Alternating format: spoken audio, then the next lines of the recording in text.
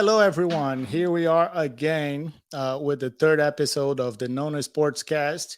And I am honored to have this guy here with me today. I told him before that he is one of the best things that happened to soccer here in Central Florida since 25 years since I've been here. I'm honored to welcome to this podcast today and to talk to our people over in Lake Nona. El Papi, Oscar Mhm. Pareja. Thank you so much, Oscar, for being here with us today. This is an amazing opportunity for us in a young podcast. We just started 3 weeks ago, and to have you here, it's an honor. So thank you very much for being here. Well, it's an honor for me to have you. Thanks for inviting me. You know that we're always available to talk about this sport and the thing that we loved. And thank you. Congratulations with this space for the people. It's great. Thank you, Oscar. And as I was explaining to you today, the whole idea of this podcast is to help educate the parents, educate the kids into how we make this sport better. This is a personal project. I explained to my previous guest. Is a personal project. There's nothing crazy that's going on here. It was just something that I think my true legacy to leave behind for my community and for soccer is to try to get and try to show them stuff that they don't see every day. So this is a forum that we found. We have a big community here with Nona Soccer Academy in Lake Nona, and I think this is an opportunity. So we're gonna be picking your brain, asking you fun facts about you, and I think the first question: tell us, who is El Papi? Who is Mhm. Oscar Pareja?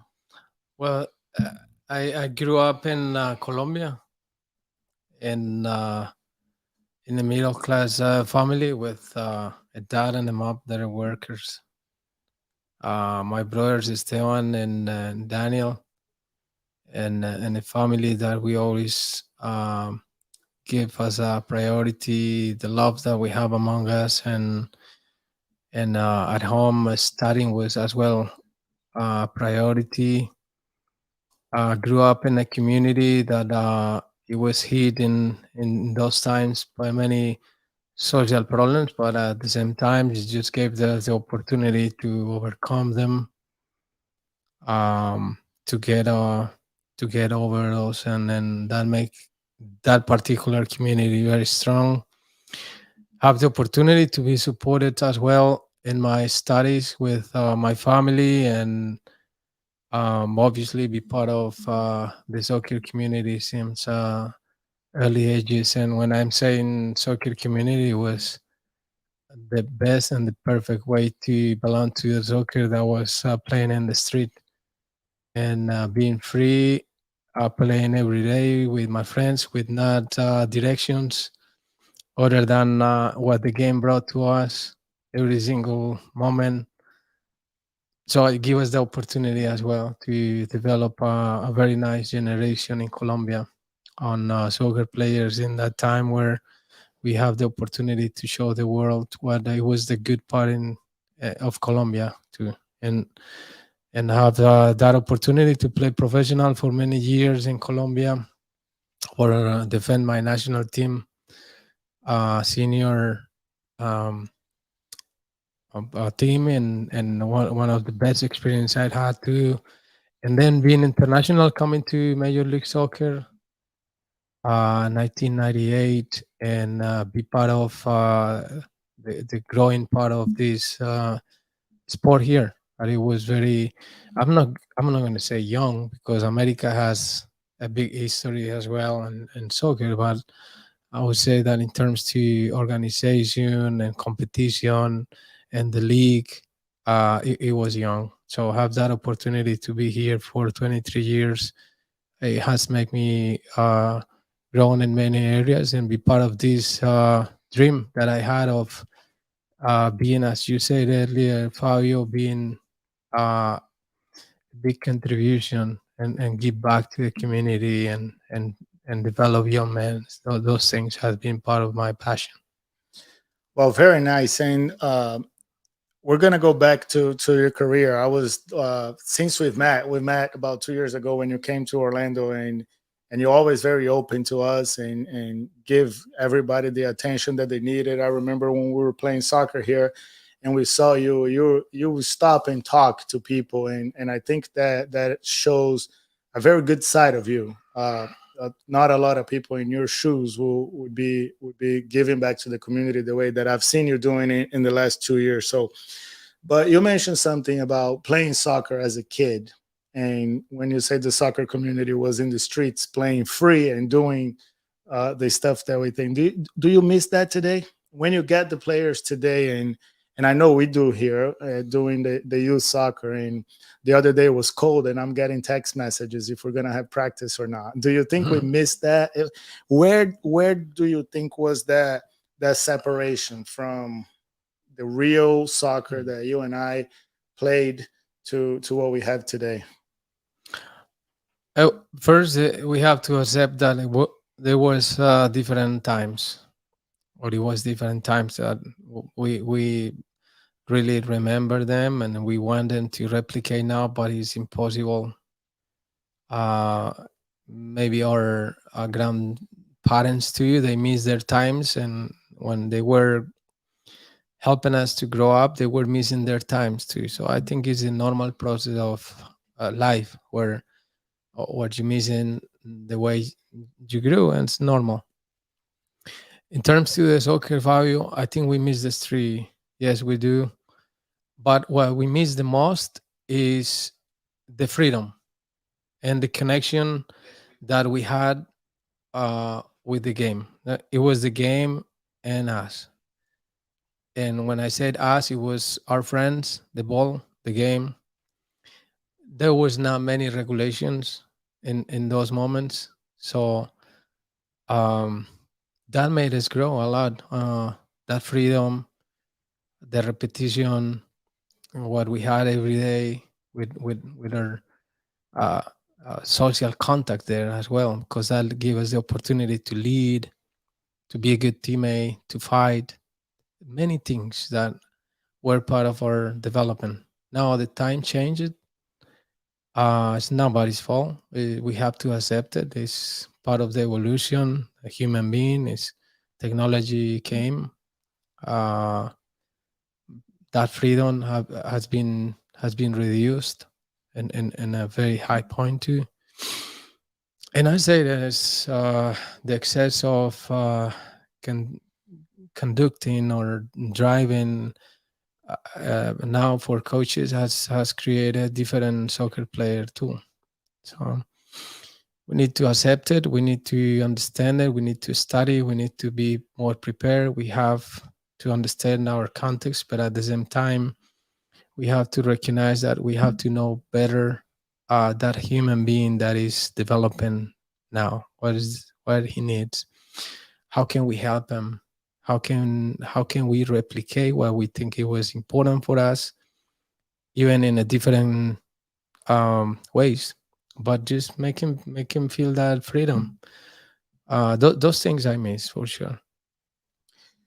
You've been working with youth here in the US for a long time. What do you think is the biggest differences? Of course, taking the time out, right? Because you left Colombia a long time ago, but with the American parents to the Colombian parents when it comes to youth, what do you think it's? I'm going to tell you an example with me, which I think it changed in Brazil. But when I was a kid, uh, it was a much more, like you said, freedom, and the kids were growing up a little bit tougher, right? So our parents wasn't the generation of my parents wasn't as present as we can be today. So like you said, we were on the street playing, and then you scratch your knee and you come home, you Mm. wash it off, and it hurts. But today I feel like we're a little bit more overprotected. Do you feel that from the differences from the Latin culture in Colombia to what we see here, or do you think it's just a evolution of time? um I have made some studies on developing players in Brazil and Argentina and Ecuador and Colombia, obviously. Uh, we have chased a lot of information and how are the behaviors now or the soccer community that I, I, I I remember ours was in the street, but how is now in Medellin, for example? And so we are just imagining that is still like that, like it was 20 or 30 years ago, but it has changed too. There are no most more kids in the street playing with that freedom. There there are now many more tournaments. They're organized by the same kids, or um, matches where it was playing against the street of around our house, and why the girls were watching us or something. Those things were not there again. So I think the participation of the parents or the parenting now with soccer has changed too. But we have to understand it as as a change of life too. Just imagine this: in our time, there was not that mm, popularity of the game. So maybe our parents or our grandparents or our family members, they were not involved in soccer as much. It was not that many parents that were uh, regretting or thinking that their dream was to play soccer, and now many of our parents would have loved to play professional, for example. So that brings sometimes difficulties for the child, because it's not the child's dream, but it's the parents' dream, and that creates some difficulties because we as a parent start getting involved and trying to do sometimes too much, and then that freedom that we're talking about is start disappearing. We start over parenting, sometimes over coaching, sometimes over directing the kids, and then they don't enjoy. So we don't let the game plays to interact with the players. Is a different. That I think is one of the big differences of those times. But considering in Colombia and in America or Argentina at the moment, that is not that different because there's not many kids in the street playing.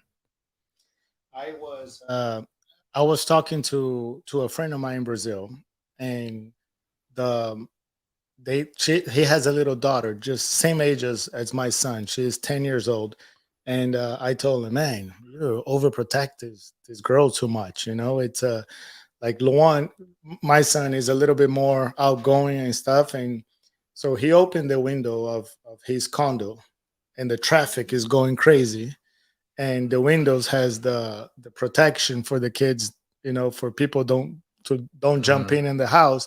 He's like, Fabio, how do we leave my daughter as free as as your son here in Lake Nona in a situation like this? And he's a wealthy individual. He has some money, and it's reality. Like before, we didn't have the traffic on the street, and so I think it's a big difference. That kind of opened my eye too a little bit on how where do you live, how busy it got, safety. So thinking the nowadays you have to worry about many more things that we didn't have to worry about before. Right. But we're gonna go back to talk about youth a little bit, Oscar. But I cannot not talk to you about your international experience with Colombia, because I remember that the 92, 93, 94 Colombian team was just amazing. And I remember when we were preparing for the World Cup, and Pelé said that you guys were gonna win the whole Mhm. thing.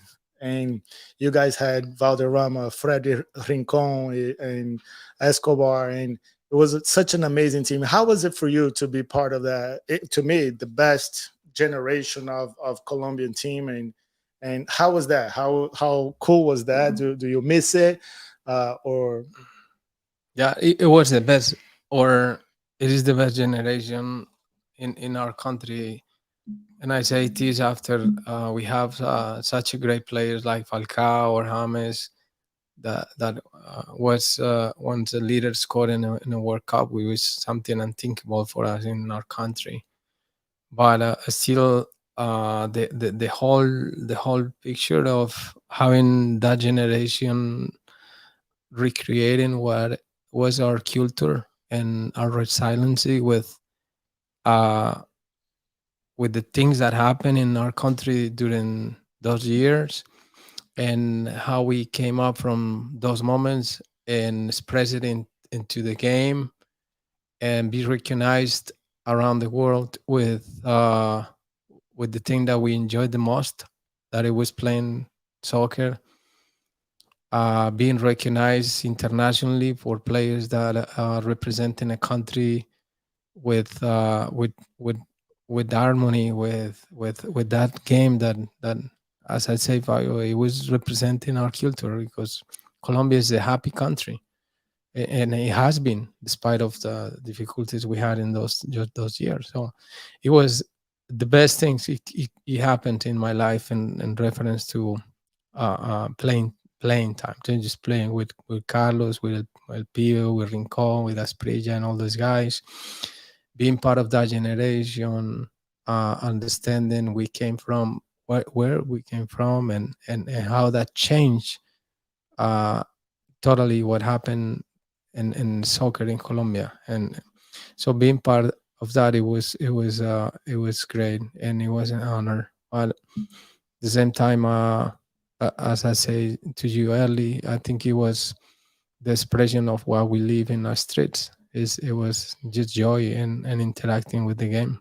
With all the political issues and the crime that was happening back then, Oscar, do you think that the quality of that team was true quality, or you guys just took something extra out to exactly to do that? I remember when of course I don't remember, but I read that uh, the 1970 Brazil stopped the war, right, when they went there. Do you feel like you guys were able to build that team and connect in a way that it was more than soccer, was bigger than the game itself, or it was just top notch quality players with all of those guys that we mentioned? Oh, we had in the times that we were childs, we have all memories about uh, the World Cup in Chile, where we play, or the national team played against Russia and tied 4-4. That was the best memory we had ever. So we grew up thinking that one day we were in the World Cup, and then we tied Russia 4-4. That was our most recently memory that we have in those times. But in the late 80s, Colombia started changing, and we started being representing in the clubs, tournaments, and internationally. We started getting some success there. And then the national team came and took the team to the World Cup in Italy in 90, and then 94 and 98, and showed the world what we had. So I don't think it was something external. I don't think it was something that we did not have within us. It just was, but the world didn't know it. We did not know it either, that we had that. And then Colombia started waking up and showing the world that we have a good soccer, and then we have people who represent this country with in that way. So that was a very significant point of our history, and I say it in the country. Soccer represent us. And that generation, it was the first generation that starts exporting players, right? Because I remember Rincon came to Mhm. play in Brazil. He was in Palmeiras for a while, and to me, when he came to Corinthians, I saw him. I was in the academy back home, and I was like, "Oh my God!" He was just Rincon. I think was probably one of the best midfielders I've ever seen to play. Of course, he played for my team, so I'm biased Mhm. to say, but that was the first generation that you start. So you came to the MLS, and then uh, Rincon went to Brazil, and then we Mhm. had some other players. There was more Right, Aristizabal. He was younger, right? right. Victor was younger 2 years, Frey was older than me 2 years. Uh, but I have a good story about that. On 1987, Nacional won the Copa Libertadores. Mhm. So that was a big success in Colombia. And after that, we hear that a team in Switzerland wanted Andres Escobar, one of our central backs in Nacional. We thought that it was incredible. Ha- Has been wanted by a team in Europe.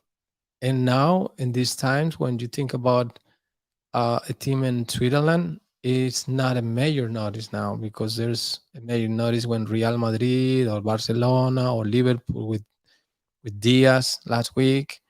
That's a major achievement for a professional player in Colombia. But in those times, going to other countries that it were not very noticeable in the world, in the soccer world, it was a big thing for us. So that's a good picture about how the things change in in 25 years in our country. We passed from not exporting players now to have players in the best teams in the world. And obviously this generation of Freddy that went to Brazil, that for us was also very difficult to export one player to Brazil. It was not an Colombians plans to sell players to Brazil or Argentina. And then we're doing that regular and natural. That's interesting because he was dominant, and we had some Paraguayan players back in that time when Gamarra came in to play and Arce, and it was interesting to see the top teams in Brazil had the South American players coming in, and like you said, I'm sure I'd never seen Brazil from outside. I do now a little bit because I've been here for so long. But back in the days, we had the best of the best of the best playing in Brazil, and some of the key players in the top teams were Argentinians with Sorin when Sorin was playing at Cruzeiro, and Arce and Aristizábal playing for São Paulo, Arce and Rincon playing for Palmeiras. It was impressive because they brought in something to the flair of the Brazilian game that we didn't have before. We had Dunga, that was that player that was more more physical and stuff. But then you got the Colombians and Argentina coming in here, and I thought it was amazing. I love some of the Colombian players now, but I think those guys were over. They were easily forgotten. And this Mhm. generation today, talking about James, they didn't see Rincon play. Mhm. I think I have a special care for the Colombian team because I lived the '94 World Cup very brightly. I think it was the first one that I was 13, 14 years old, and I came here to watch it, and I was following that because we had all those players playing in Brazil. So that was that was pretty interesting. And then, how did you end up here in the U.S. to? Mhm. How was that transition for you? And then, if you think that before was crazy to hear anybody trying to export a Colombian Mhm. player, how did you take that call? Well, it was 1997 um, when we started receiving some offers from Brazil, Argentina, and that time Mauricio Serna went to Boca, and Bermudez went to Boca, and Aristi started just receiving offers from Brazil and things like that. And I have an opportunity to go to Argentina, and once uh, an agent came to one of our games in Cali. I was playing for Cali, Deportivo Cali, and then the owner, the owner of the club, he asked me, Oscar, would you be interested to go to Major League Soccer? And there was just 12 teams. There was not much, and Major League Soccer was not attractive for us that were in 25, 26 years old, and we could have been going to Europe or other countries.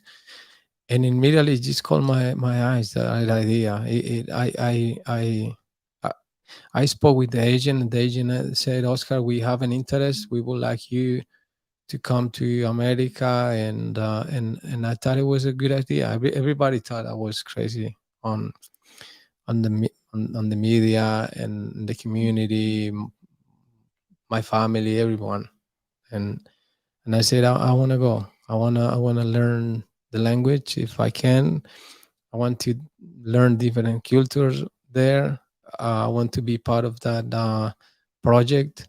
That it was very raw. It was very uncertain too, and I dare to came, and I don't regret it, Fabio. I thought it was one of the best decisions I ever took, and I made I may give up the opportunity to make more money somewhere else, or be in a more flashy league, and could have been gone to any other country in Europe, because I was in the senior national team. But coming in 1998 here to New England and then to Dallas, it just allowed me to establish here and and and grow.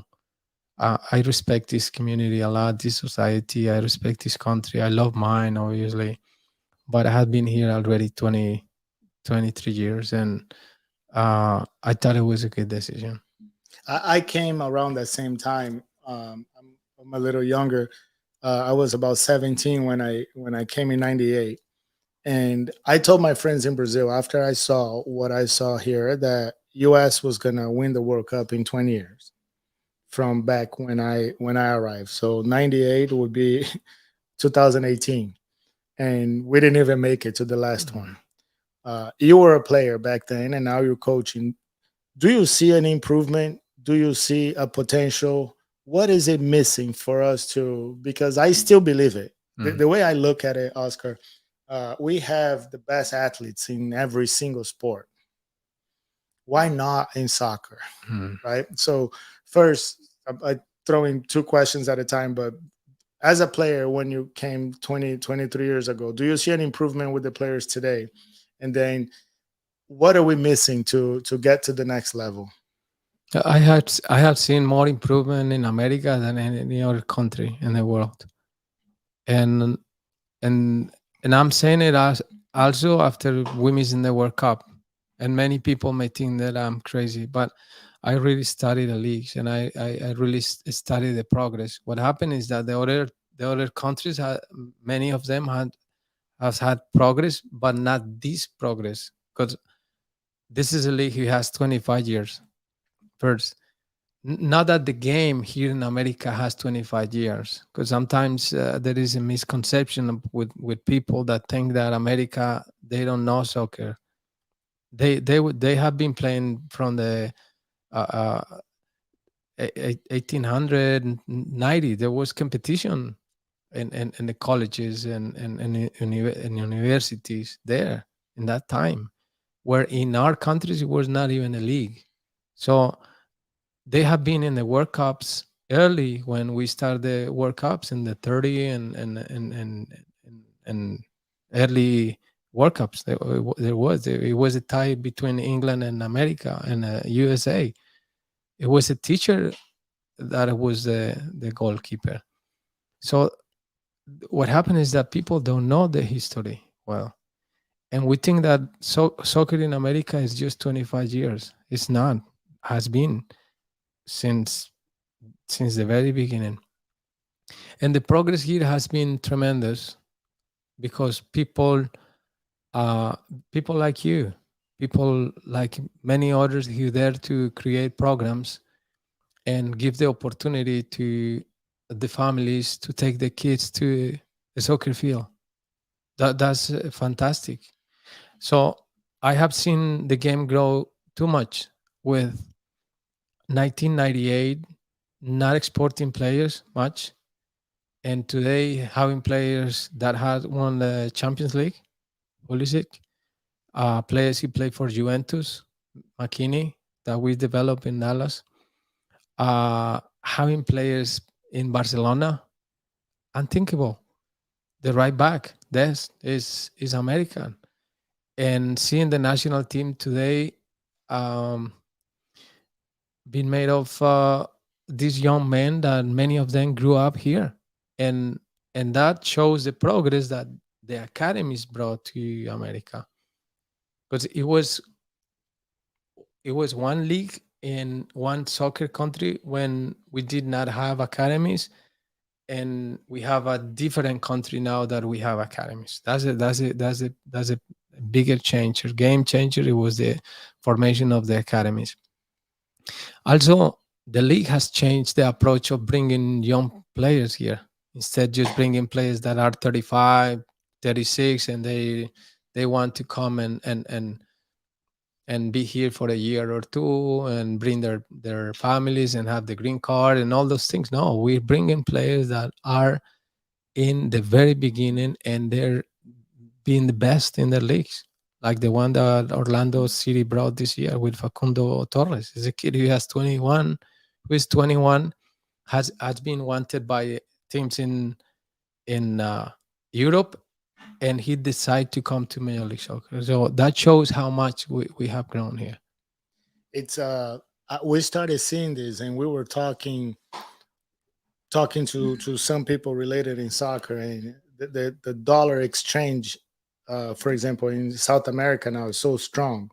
So the MLS becomes extremely attractive. Can you imagine you live a small country, a small team in Brazil, to come here and to play in a city like Orlando? It's Right, it's beautiful. So you bring a player here that to make in the middle of your roster right.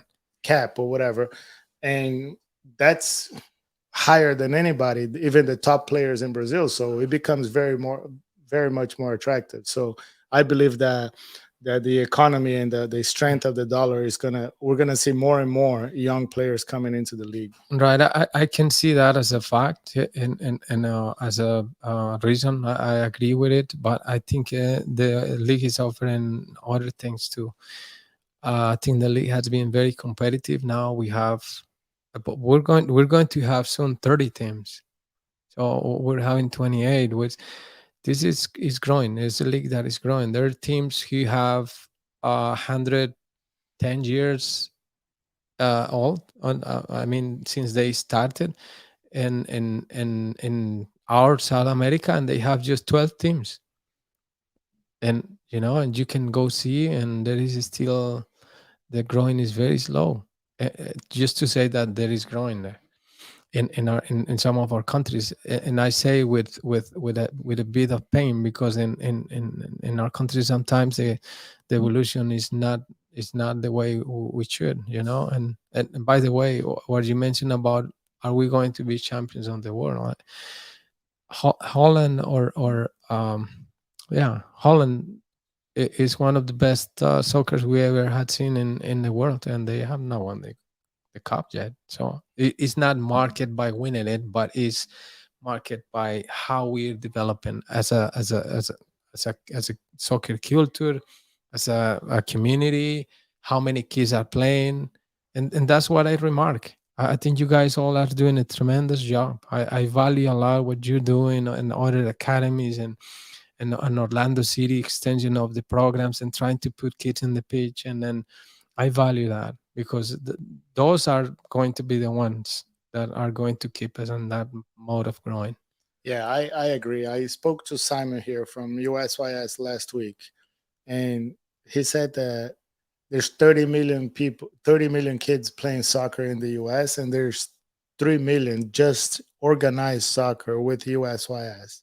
So I don't think, and I don't have this fact, so please don't quote me on this and say that I'm crazy, but I don't think there's 3 million people playing organized soccer in Brazil. Like Uh-huh. there's 20 million kids playing soccer in Brazil in the streets every day in school and all of that, and that's where the talent comes in. But here we have a federation that organized and that. So I believe it. I like I said, you're right that we don't mark the evolution of U.S. soccer by winning the World Cup, because the best team may not win the World Cup, Mhm. right? But I think we're moving in the right direction, and Yeah. and the input of the passion of the game. For example, with a family like mine, I was Mhm. a soccer player. I'm Brazilian, but my kids are American, and then Mhm. you have the Europeans, English, this melting pot of people coming in here.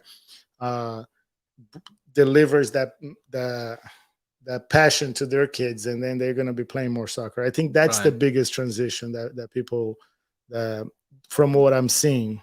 Right, right. No, and I have to say this too, and because I know there are many parents listen to your podcast, and I admire you just taking the kids and just spending the time and being patient with them and paying, because it's not an easy an easy duty. You have to pay sometimes when you know there are many people who has not access to financially, and still they take the kids to the fields and find programs for them. I would love to see time where more kids are in the fields. uh, we have more support from other associations or the government, and but the more we put kids in the fields, the game is going to be expanded, because these games make you love it, you know. And that's why I admire the parents that take the time to get the kids there in the fields, uh, patience with them, support them, and the game is going to teach them incredible, and is going to make them a better human beings too. Is that interaction with friends, as a collective sport, that since they are very at their very early ages they are interacting with others with one objective, whether it's score a goal or avoid that the other team to score on them. Is magic. It's magic, and I think the game itself just brings too many benefits to the society. Yes, I agree. And Oscar, for you, we talked about you growing up in Colombia, and then you being a player and being exported to the U.S. and you started playing here. When did it click for you? Uh, I want to be a coach. I wanted to continue to stay in the game because there's a lot of. It seems like there's a lot of coaches that they were players and stuff, but the great majority doesn't want to play, doesn't want to be Mhm. involved with soccer anymore. And we see something being very successful on the outside, and some of them that doesn't know how to do anything else because the the investment that we put in the game when we were kids. You were fortunate enough, like you said, that your parents were supporting education, supporting everything for you to be there. But when did it click for you and say, hey, I think I can make a difference in this game? When did that happen, and how did you go about retiring and it started to be a coach? um it was I did not have that in the plans, because when I retired at 37, um I wanted to coach kids, but not with any other purpose that just help the community. And I was a bit tired about competing, so I wanted to rest. And then uh, one of my friends offered me a team in '94, ASG. My good friend Dave Deere offered me that team, and I say, well, first, you want me to coach the? I don't have any experience. I can't speak a very good English either, and uh, the girls, that I did not coach before. Uh, I was very respectful with that, uh, and I say, "Do you think that I can do that?" And he said, "That's easy, Oscar." And then I dared to do it. It was not an easy. It wasn't. I remember once when I was trying to explain them the exercise, and I was telling them how to kick the ball here and there and how to do tactical things, because I came out from the professional side trying to teach them those things. That it was totally wrong. And one of the girls, very young, she looked at me and said, "Coach, and I think you are sweating too much." I That day I said, "Okay, I need to change my methodology." She's not She was listening to focusing me. on something else. And then I started studying. I started just getting prepared for the job. It's something that I always encourage the coaches to do it, prepare well. We have a big responsibility with the kids any age. We have this responsibility to let them interact with the game, let the game be the protagonist of that interaction. As we are just facilitators, we're just letting the kids and the game meet and a point where they're growing. And if we do that, we're good. We're doing a good job. It's not about us, it's about the game and the kids. So I start learning that process, Fabio, and then I start getting in love with developing mm, players, in any age. But it was rapidly um, my career on just getting opportunities to coach older and even professional level. So that transition was quick, and then I got involved on Major League Soccer again, and they wanted me to coach Colorado Rapids, and I accepted, and then from there I started this journey. And you worked a little bit with the U17 national team, right? Hmm. And so, what is harder, the little girl that said that you were sweating too Hmm. much, the the best in the country, U17, or with international players like Hmm. Nani? Right. In your career, what do you think was the hardest for you, and why? That's a good question, because I think every age has complexity or difficulties, different difficulties. What I can tell you is that uh, the girl who asked me that I was sweating too much is not any easier than the best player that I ever coach, and it's not that different because the needs are big for them, and my responsibility is equal. I didn't make a difference between just coaching a player who has played in Manchester United and playing in the big leagues. That's not a My responsibility is not bigger there than when I need to coach a U8 that is looking at me and I need to transmit something to him. Uh, I feel the same, and not being honest, I feel the same responsibility. And at the age that I have still, I still feel nervous. Every day I stand up in front of my players, I'm nervous, and I tell them, and they know. And I say, but the day that you don't see me nervous and on my toes, something is wrong.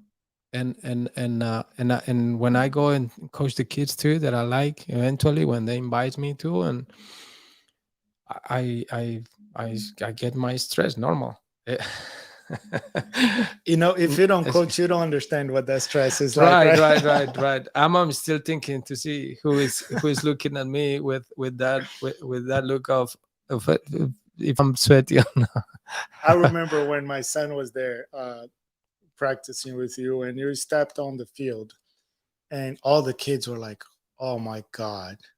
You know, the first team coach came in, and one of the things that I've always admired in you, and I told you that before when we were talking here, like Nona, having coffee, uh, it's your delivery and your nickname when you were playing were Little General, and now you are this soft spoken. You you you manage your communication. Is that something natural or that's preparation? Because I am seeing with myself this improvement over the years with experience on how you communicate with people, and sometimes you talk to somebody and it's like, I think I exaggerated here in a leadership manner. So if you're talking to the young coaches out there, because we have so many that are not well recognized by the parents, right? Because it's such a hard job to do and the commitment and everything. And I see you, Oscar, since day one when I first met you. Your delivery, your communication skills is just amazing in my book. Maybe somebody doesn't like it, but to me, I think it's very good. Did you do any preparation on that? Studying, reading? What changed? Well, thanks for the generosity on that. I think you um I think you're genuine on that, Fabio. And I'm gonna tell you this. Um, when I was 10, and missioners came to our neighborhood in Colombia, missioners, American missioners, and they brought the gospel to our community. Uh, I get impacted by them because I'm a faithful person, and I consider myself as a person I'm trying to do the right things because I believe in God, and I believe in Jesus, and I'm Christian. And I'm saying that because when I was at 10, uh, one of those guys that still is one of my best friends, Chris Quinn, he invited me to take classes of preaching, right? And at the age of 11, they gave me that experience of going and teach things that I did not know much, but I was reading the Bible, explain verses, and to other young men my age, and but I was 11, 12. Uh, so I think that helped me to um, maybe understand that there is a way to communicate with people. Uh, the game help us. I always was the captain with my teams since I was young, and I'm I don't have any fear to talk, especially when I'm in a group.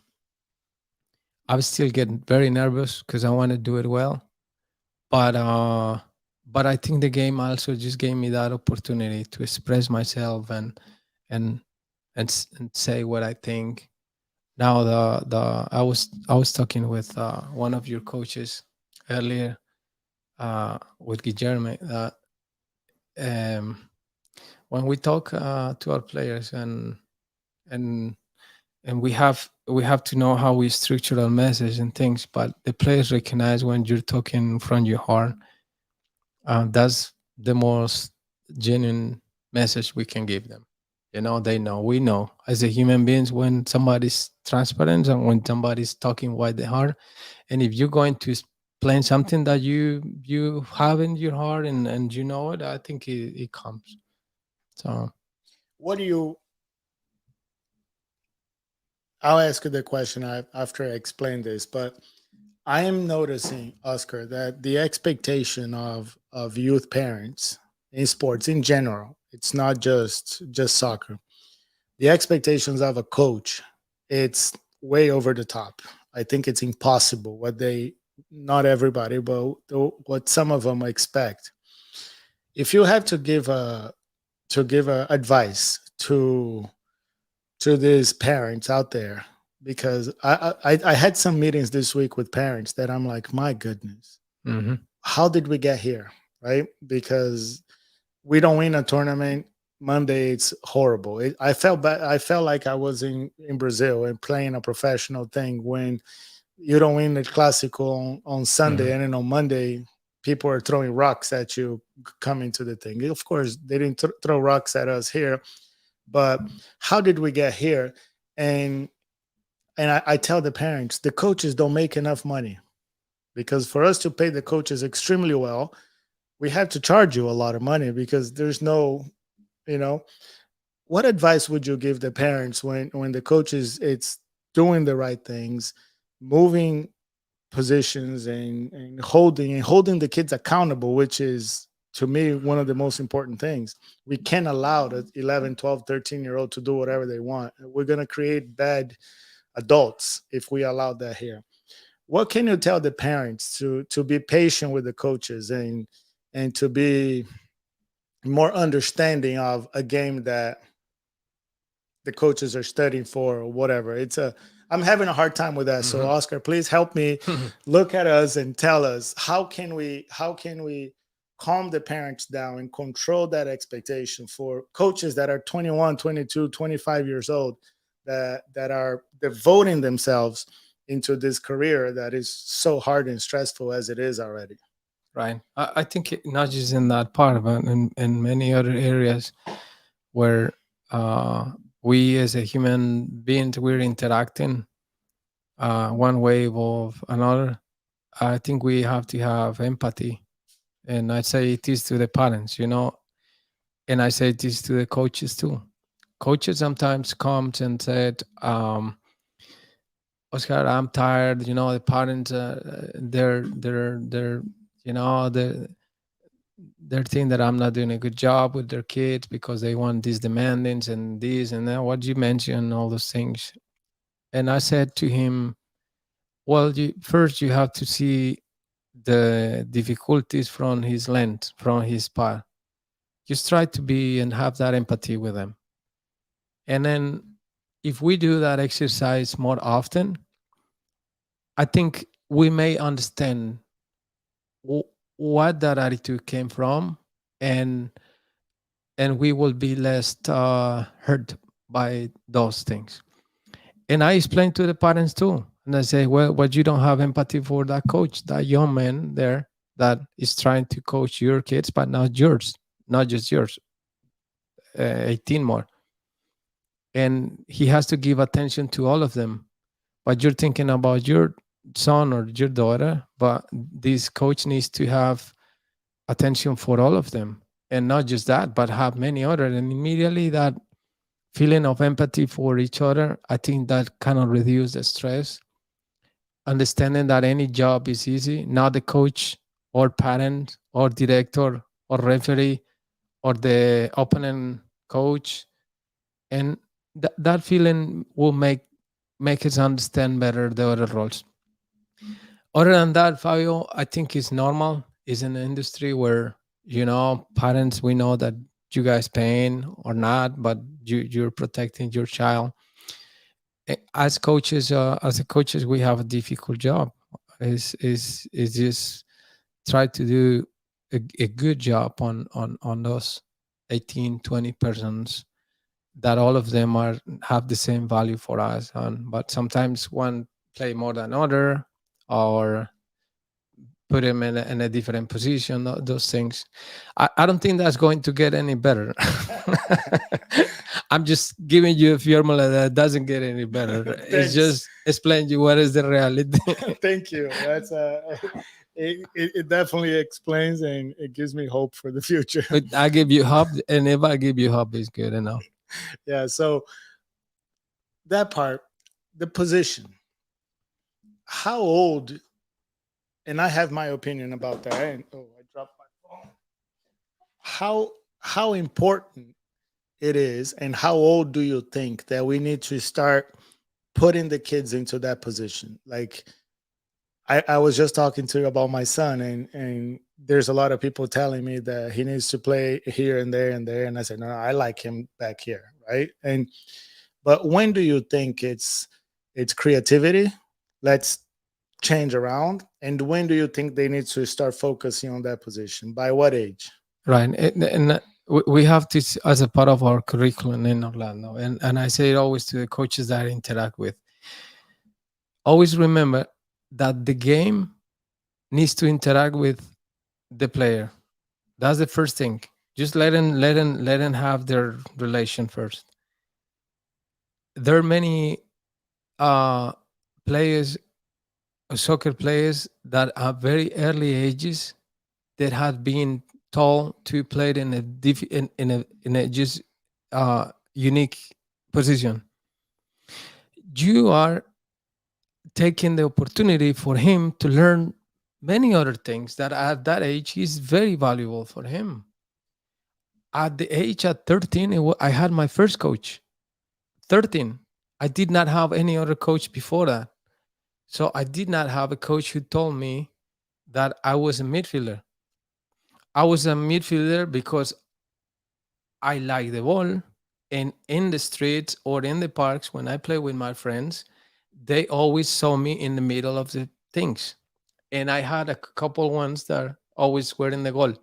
And I have a couple ones that always want to be close to their goal, so they score goals. I think those things that naturally comes, the coaches needs to channel them and then but not being too rigid with them, and don't exclude them with the possibility to learn and experience different things, because the movement from a central back is very different than the movement with the forward. Now he wants to be central back at the age of 12 or 10, but just let him be a forward a little bit here and there, and then they're going to show you that they feel more comfortable in certain positions, and then you can start organizing it. But I don't limit the don't limit them. I would say, to respond your question, I think at the age of 14, 15, the players are showing you already what they want. And and and I had this experience. I had one kid, he was 15, and I brought him to when I was in Dallas, and I saw him, what position did you play? And he goes, central back, coach. And I say, central back. Did you play in another position? And he say, no, sir, central back. And then I say, would you like to play in a different position? No, sir, central back. And I say, can you play as a central back in the left? And he say, no, sir, I play the central back in the right. Say, eventually I can play you as a right back as well. He say, no, sir, I want to play as a central back in the right. Guess where he's playing now? Where? Central back in the right. In what club? And I see him very natural. So against that you can oppose, right? Gotcha. But if you see that he said, well, I don't know if I'll, and then just let them experience it, because they find in it. And the game is telling you too, because we start seeing this positioning, but sometimes we came too early, Fabio, way too early, and just cage them in a position, and you are not giving the opportunity to the kid in the game to surprise you. So How do let you him see? surprise you. Yeah. How do you see the statistics nowadays? Because I love what you say and I support it. And I don't get involved with how I want Mhm. my kid to play or whatever. I learned that in a very early into Nona Right. soccer uh, path that I had in the last 5 years. That if I want to be successful as an academy and create that, I can be the coach, Uh-huh. right? Because for many other reasons, and that will take a whole nother podcast for us to talk about this. But I don't want to be the coach because I want to give the freedom to my coaches to learn, to make mistakes, to whatever. Right, right. But with Instagram and in statistics today, social media and in statistics, how are you getting these players that no central back? It was a surprise that he said that because everybody's a striker. What position are you? Right. I'm a striker. Right, I'm a striker. I'm a striker. What do you? Right. Can you play? No, I'm Right, right. striker. Right, right. How do you see that at your? Of course, at your level, when they come to you, they Uh-huh. already you buy Right. a central back or Right. you buy a center mid or. Right. But at the U17 national team, when you're dealing with it, because over there, when you call them, they are the best players in their clubs. Right. So they own the club. Right. And then they come to you and you have to put on 11 on the field and 10 on the Right. bench. I think you have to organize this. I have different experiences. Brian Reynolds, right back for FC Dallas, and he has been sold to Rome a year ago, 2 years ago. I had him since he was very little in FC Dallas, and he wasn't a striker. So once I saw him, and he wasn't a striker, so we were about to sign him, and he came and said, Oscar, you know what? I'm in the striker, but I feel better in the right, as a right winger. And I say, why? No, because I like to be whiter and I take people 1v1. I'm fast, you know? And he had size too. That's why he played as a striker. But then he was playing for the academy that 1 year as a right wing. And I was watching him, and I say, this kid has all the tools, all the tools to be right back. Oscar, you crazy. What's that right winger? You want it as a right back. What do you want to limit his position? I say, he has size. He can serve the ball. He's fast. I will I will teach him how to cross it because he was one of his weaknesses. And he cannot score goals much. So let him be a right back. He can be efficient there. And I learned that he has been sold to Rome for like 7 millions or something as a right back. And I said I use this because sometimes we have to see it. As a coaches, we have the responsibility to guide them. What I say to the coaches is don't cage them too much too early. Just let the game talk to him first in the activities, in the training, in the games. Let him be. I did not know that I was a midfielder, but I did know because that's what I wanted. But I have seen many kids that have been growing with the experiences of playing somewhere else. And then you start just put them in the position because they naturally start feeling here. And if you have one that is not comfortable playing in that position, change it. Letting him. I'm talking about you 14s, 15s, 12, 15s. When they're 35, it's a little late. That, that's a good point, and I think it's more of the parents Mm, than it is the coaches. well, I'm starting to see an evolution of coaches, Oscar, and I don't know if you see that. We're getting so many young guys that are so good that they are starting to study the tactics and all the books that is available out there right, from right, right, right, everything that's right. available, from leadership to tactics to this to this to that, and they are starting to implement that mentality of, let it be free a little bit. But for some reason, the our generation, because we're the parents now, right? Our generation had that mentality that the coach has to be mean, the coach has No, to be structured, no. and all of that. I think from your point, the coaches are trying to do that to revolutionize the game a little bit, and the sideline is it's putting this Right, pressuring. right, right. But listen to this, Fabio. And I say this to coaches, and I'm learning every day as well from them. From a U12 coach, I learn. I ask him. I say, "How you do this? Why you do that?" And I really ask to learn. There's something value things, but this is my position with coaches. I say the worst the worst coach that I had when I was young, I'm talking about 13 to 17, not 17, 16. It was the one who thought he know most. And the best coach I had in my professional career was the worst that did not talk about tactics much and things. And I'm saying this literally. I had a coach in Independiente Medellin that we in Monday we did 11-11. On Tuesday we did 11-11, and Wednesday we did 11-11, and Thursday we did 11-11, and Friday too, and Saturday a little shorter, but 11-11, and we play Sunday. We had a record like a 27 unbeaten in Medellin. With everybody remember that, and we were like over 40,000 average. That team, and everybody's talk about that team, and the coach was him.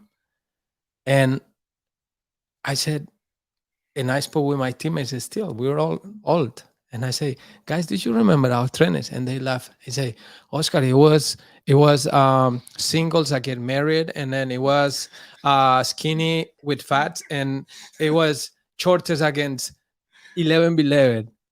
We laugh every single day about that methodology, And it worked. and it worked. He worked. He was aside. He was aside hugging us. He put his hand in my shoulders and say, "Are you saving money for your studies? How is your dad? How is your mom? Do you have a girlfriend already? Are you gonna get married? He did not talk about anything else. Fabio, this I'm telling you. And in the game, we were just all playing. And I knew my players. I knew when the striker was going to miss the goal. I knew that. And I knew when he was going to cut and pass it backwards. I knew that. I knew his intention 3 plays before. What that tells me is that the interactions among the players are the key. So when you have in these times coaches that want to manipulate the game, that want to control it, that we do really want to be good coaches, we became the bad coaches. So it is a mix of those things. I don't talking about this one, but not this one either. I think it's a mix. I think kids has changed. They need instruction. We need to coach them. We need to tell them, but don't overcoach them. Just let the game be protagonist. Just facilitate that interaction. Let them be. If you're doing that, you're doing a good job. You still have to educate them. You have to make them recognize the regulations. You have to push them. You have to create some habits. You still have to guide them. You still have to coach them, but just coach them under the regulation that for you that the real coaching is given by the game. The game teach them how to do it and provide that. Let them do it. Let them do it. They will appreciate that. They will. When they go home and they didn't do much other than listening to you, they don't learn anything. It's even more, they don't retain things.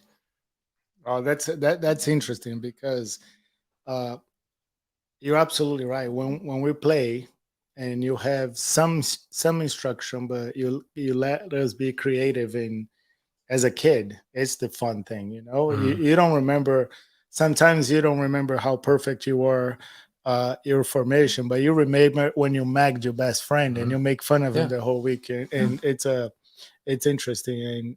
And the coaches, but I see a very good improvement in the coaches overall, Oscar. I really do. Right. I am excited to see the quality of the No, coaches, it's great. and I think the stress level is too Right. much because we're managing a little bit But the not to overload the best right. coaches and stuff, Oh, because on a Sunday, like I was telling you, yeah. like you're going, and if both of my boys are playing, I have to watch 4 games on Right, Sunday, right, and right. the emotional No, level and stuff. the coaching has been improved a lot, and knowledges and knowing system techniques, methodology, and I value it because the young coaches they're very willing to learn, and that's great. What I wanted to do is just to mix that with the freedom of playing. Don't conditioning your player just because you know too much. No, so let's change the focus. You know it. The more you know, the most you know, the most space you have to create for players interact with the game. You know, I was watching the U sevens last week, and I love that. And um, one of the I was seeing it, and one of the kids, he was the ball was there, and he was just chasing one of the other kids, and I just kept looking at him, and the game just was playing somewhere, and he was just chasing the kid and trying kind of to talk to him, and I said what he wants, and then he get close to the window that I was, and finally he catch him, but the ball was on the other side, and he say, my name is Andre, nice to meet you. Ah, I kept that memory, Fabio. I said, man, how you know, he wanted to know his name too. That's what the game provided to him, that he had a new friend. And the other one, it was my nephew. I was watching him play, and he had 7. And then he was in the box, and the one of the other kids, the opponent, take a shot, and the goalkeeper save it. And then the other one came and tried to kick the ball, and he was around him. He was a defender in that moment, and he say, well, my goalkeeper need help, and he grabbed it with his hand and he gave it to him. That was another moment. I said he wanted to help him. Would you give the PK or you let the game go? No, I exactly. It's a good opportunity to teach him the regulations because he will learn. But we cannot just let that moment just go, because that moment was a cooperation. That moment was me helping you, because these guys want to kill you. These guys are going to score on you. I cannot use my hands, but I'll use it and I give it to you. He doesn't grab it to him. He doesn't grab it and give it to the goalkeeper. That was amazing. That was amazing. It's funny how working with kids, the stuff we see, how genuine they are sometimes, and Ah, sometimes you see a kid that gets hurt, or a kid that does something like this. They're so right, genuine, and right. we get so much pressure on them, and that environment should be a lot more fun. But it's also very nice, Oscar, when you Mm, see a young team play the game well. right. So it's a very thin line, I think. Like when you have a team that is, we played a team from Miami this weekend. I think it was Juventus Academy. And they were 7-8. Everybody, all the games that ended, was starting to watch that game. It was Nona against Juventus, and 0-0, but a well played soccer game. Everybody organized and they're competing. It's the playoffs, and our team is playing up. Uh, and it was beautiful to watch. And then the Juventus scored against Mm. us like a minute to go, and we lost the game by one. But then at the end, they were kind of shaking hands, and so I'm with you that is beautiful on the recreational side Mm. and see those things. But I think it's amazing the talent and Mhm. the when you can get a group of Right, 14, 7 year olds to kind of play position, right, right, watch the right, offsides, right. break a line with a nice pass. It, It's it beautiful. is a good example of, because again, I'm telling you stories about things in a string. I'm not saying that the good coach is the one who doesn't say anything. No, I'm saying that this is a great opportunity for the young coaches to recognize that what is their role. And when you see that the kids are organized and they enjoying the game, and they're using the spaces and they understand the game better even at early ages, the coach has done a good job. And you see the kids enjoying it first. The coach is doing a good job. The coach is doing a good job, and I bet that that coach is inter- interacting just the necessary. I don't think he's over coaching. I think he's just giving them what they want. Because if you see and enjoy the game, I, I I'm 100% sure that the coaching is good, and the parenting, which is another topic that we parents, I'm being one, we have to let him. Don't get involved. Just let him. Let him. Let him. Let him. That's the best we can do. And the exciting part, and one of the main reasons, Oscar, that I invite you here, it's the revolution that you did with youth soccer when you went to Dallas, when you were at FC Dallas, and you grew the club in terms of volume, but also the high level. Everybody, when I was in college, uh, maybe a little bit after that, when I graduated from college, all I heard from the Dallas Academy and everything that was happening. I know you were behind that as a director of coaches. And what was the what was the secret? What was, if you had to pick two things to make Dallas to be? You said there was 40 teams, or it went from Mhm. 20 teams to however Right. many teams, 300. 300 teams. So Mhm. what was the one secret sauce that you had, that you started seeing this thing start happening? Because of course we talk about 40 teams, the parents say, oh, Nona wants Mhm. 20,000 kids. If I had the fields, and I think I believe Right. in my product, I would like to have 20,000 kids, but it's impossible. In a more the real estate grows, the less fields we're going to Mhm. have. So nobody's going to have 20,000 teams. But if I had the space, I would think we could do a good job on that. So, how was it for you in Dallas, and what was that tipping point for you that made you grow that fast or with quality? I have to think that just having fields is obviously important, because the more fields you have, more access have the kids in the programs, and then you can see them growing.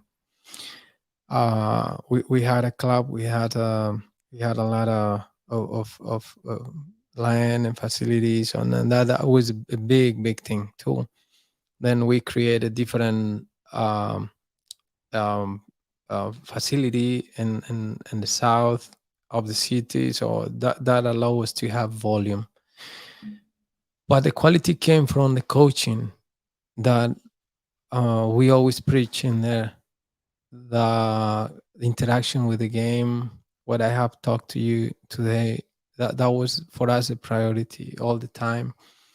The quality of the players, due to the diversity of the territory of the communities, that makes of cultures. I think that was good. I see it here too. uh I think in Orlando we have, what I have seen so far, we have Orlando City that has this intention to grow the game. We have academies like yours that have years of doing it. We have other academies that want to do a good job too. I always said we all in the same industry. We have to keep growing all with our methodologies, but we have to have kids in the fields. That's what we need to. That's our job. And in Dallas, it happened that players play the game, players get developed by the game, and coaches more by the game, and providing facilities, providing platforms, providing programs, providing opportunities. The parents helping them take into the fields, support them, and that's the way we grow there. And here, I have seen it. I think it's changing. We would love to have more fields in Orlando. We need to. This is the message for all. We need fields. We need to put the kids in the fields. Whether it's like Nona, whether it's Orlando City, whether it's other programs in the city, but we need fields, and we need kids. We have kids that want to be there, and you will see the product will be eh, growing. I think we're doing a good job here, and I'm not saying about me, Nona Soccer. I think Orlando is doing a good job. We were playing the playoffs for the league that we play this weekend, and there was some good games from U15 and below against the teams from Miami. So all the top Orlando teams from the league plays the top Miami team. So uh, in Miami we play Juventus, Barca, um, Doral, Weston, some of the big clubs down there. And the director of the league, he walked by me and said, "Fabio, you guys are closing the gap." And I say, "What do I mean? What do you mean we're closing the gap?" And there are 10 years ago, 5 years ago, the Miami teams didn't want to come to Orlando to play because there was no competition.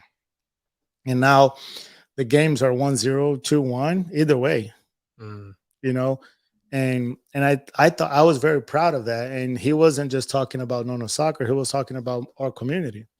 Luckily, we had our teams all made it to playoffs, so I had a larger amount than everybody there. But with other clubs like ID Sports was there, Nona was there, Hunters Creek was there, Florida Rush was there. So it was interesting how they they are recognizing and talking to some of the Miami parents like, we love to come Right. to Orlando for these tournaments, but we never had the level, we never had the quality, so they just was killing each other down there. And now Nona Cup was a big success with teams from Miami. We got over 50 teams from Miami, right? And they come in here and they want to Mm. come back. I want to come back to the next one, I know. and so on and so forth. So that It's competition. The competition would help. I really I have been in this industry for many years, as a player, as a coach, as a director, and in different markets. I know Colorado's market. I know Dallas market because I work in both with the first team and the academies. I was with the Project 40 with the U17, knowing the heart of the American people, American players. And then I grew up this project in Dallas, and now we're growing the project here in Orlando. And I see your project, and I see many other projects here. I'm say this honestly. I think we all we all have sometimes different ways uh, to grow the methodology. We know, but we need to put the kids in the soccer fields. We all have to do that because that's going to give the opportunity for them to go to college, uh, to be professional, to be apart from many other things that they don't want to be involved with. So that's why I respect a lot any single program in the city. And from my part, from my end, I'm always open to support because I admire you all. This is not an easy industry. It's not easy because it's not like if other, I'm going to mention any, but others that are probably financially more supported and things like that. But our industry is just grinding, it's and we're there and we're there and I'm willing to support it, and I congratulate you all for that you're doing. Well, thank you. It means a lot coming from you, from what you've done in your professional career, and of course your your history to get where you are today. And but you mentioned college, and now US is it's getting to that transition that they are understanding. We are understanding as a society, a soccer society here in this country, that young players will get the opportunities to play. You mentioned today that you launched a 16-year-old to practice in the game, which I thought it's amazing. I never heard of that here in the U.S. So close, right? Uh, but college is an amazing opportunity. You see, like my my um, my community, right? The Brazilian guys and the opportunities we get here to come from our country and to play soccer in college here. How do you think that that's gonna go, Oscar, with this extremely young talent that we have, 16, 17 year olds that I'm starting to hear from 12-year-old. I don't want to go to college. I'm gonna be a pro. Mm. Well, Scary. yeah, I said this to them, and we have to make it, we have to do a good job on um, providing them those two paths that are very um, are very obvious for a player that is U15 when they start thinking about college. Should I stay and be a pro? Should I just shoot for that path? I think they have to visualize the two paths. That's good, and I won't value one more than the other one. The path of the professionalism is probably more attractive because financially immediately is better. The kids who like that, the fame, the name, being professional. But I respect a lot the path of going to college. I have tremendous good experiences with kids that went to college and then they had been drafted or not, but they call me after they're engineers, architects, and they study and they have their families and they say, Oscar, this is the best I could have done. I'm established. I'm good. And some others have been pros and they call me, Oscar, what a good decision I made. What I don't encourage them at all is that just leave studying in any point. I think even if you go on the pro path, keep studying. Just keep doing it. Keep doing it. Education is fundamental for a human being. I encourage them early, and I enjoy it a lot when the kids from you guys programs go to college. That's great. I like it a lot. I think is the best feeling. Since I started doing this, Oscar, I think that, I have, when you work with youth, and every year or so, you have one moment that it made a Mm-hmm. difference for you, right? Mm. And you'll never forget, like your nephew giving the ball to the Mm-hmm. goalkeeper was probably one of them. That, but when we graduated the first class and we were able to put up 6 kids to college, and Nona, was a good day. It was a better day because we mixed a little bit with a club that was here, GOU, that was a club that was suffering a little bit in terms of the financial structure and stuff. And then when Nona acquired them, some of those kids, they were playing because that's all they could afford at the time, and that's what they could do at the time. And we acquired a club with 17, 18 years old that we didn't have before. Nona didn't have those players. And as soon as we acquired, I sat down with the team first day and I said, guys, I'm going to do everything I can to try to help you, even though they weren't on my base from the beginning. Right. So they weren't playing at a high level. They weren't doing like what we're planning to do with the little guys now. But I'm going to try to help you as long as you have the good grades, as long as you know everything Mm-hmm. that it takes to go to college. And we're able to put 5 in there, 6 in there. And that day was a good day. Mm. And you have the parents that just met me a year before thanking us. And of course, we have a team that was working on that. And I was just giving the education or the experience that I Mm-hmm. had. But it was an amazing time for us. And since then, I think this year we're gonna send a couple more, and then it Mm. will become a tradition for us because I can control that you're gonna take one of my players tomorrow. I can, you And know. it should be good for any program in the city if you guys help them to be promote to a professional environment. I think that's the way it is, and then I always value what you have done on the community's effort and parents, and then it does not matter if we have conflicts on um, opportunities that we can give to the kids or not. It's our jobs. I know all those things, and the competition amongst the um, programs in the city, Fabio, they're normal. That's competition.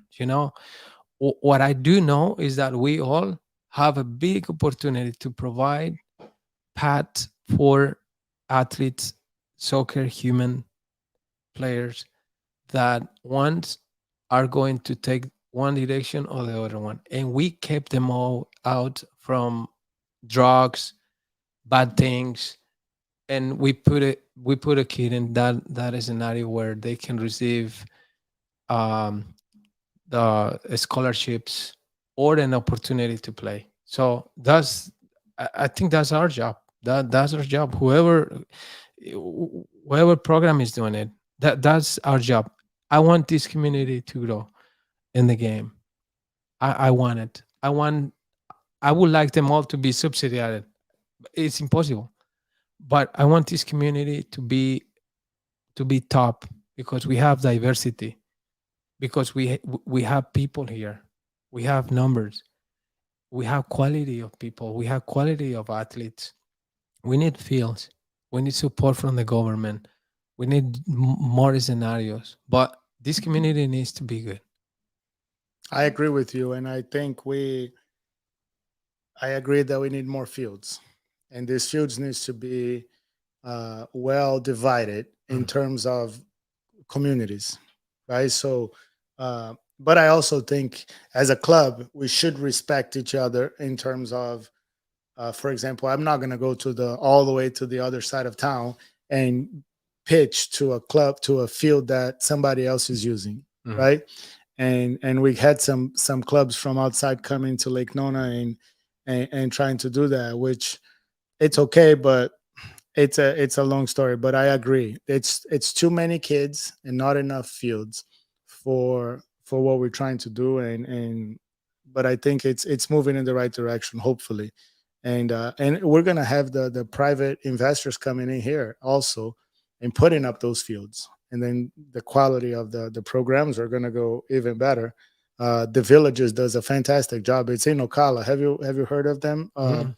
They have an amazing facility. I think it's 8, 9 fields, and they have a USL2 program, and it's amazing. It's private investors. It's they have a fantastic program there. So those things are starting to come, and I'm starting to see that, and it's exciting where it's going.